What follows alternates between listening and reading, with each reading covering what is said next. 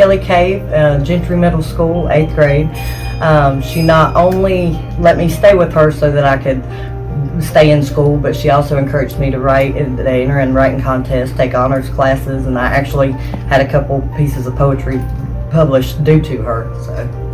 My favorite teacher is Miss Robinson, and she was my teacher at Carver High School, and she was really good in history, and she taught me a lot. The main thing she taught me was you can achieve anything if you just put your foot forward first.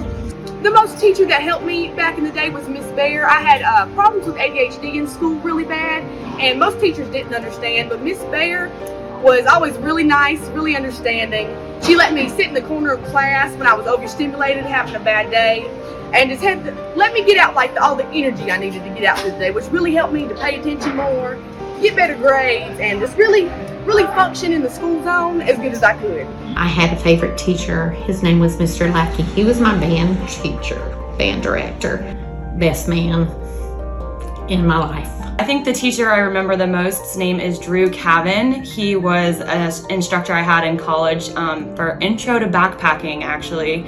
And I did it more as I was interested in learning how to backpack, and it ended up actually majoring in that, partially due to this instructor because he was just so great and personable and had a really good boundary of professionalism, but also was like a friend to us. He really cared about us as students. My favorite teacher that comes to mind at this moment was Dr. Morris. He was my English 101 professor. So when I first started college at the community college level, he kind of sparked that inspiration around making sure I really pursued and took advantage of my post-secondary opportunities. And he really sparked that interest in creative writing. So it was Dr. Morris from Forsyth Tech Community College. I had an English instructor named Dr. Manigo, and Dr. Manigo wanted me to write. I do write poetry. I've never had anything published.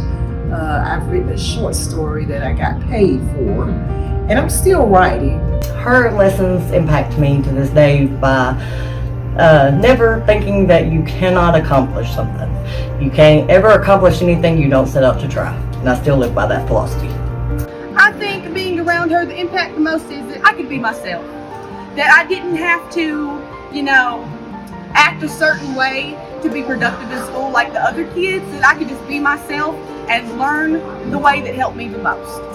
He took care of everyone, and he taught us that we needed to show up and show out, to do our best, no matter what that was, to take into consideration what we needed to have to get to our goals, and that stuck with me for my life. He was really passionate, and that was contagious.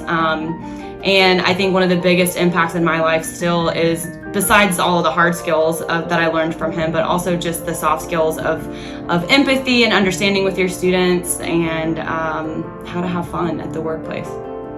Influence was he really took learning as a fun, positive endeavor.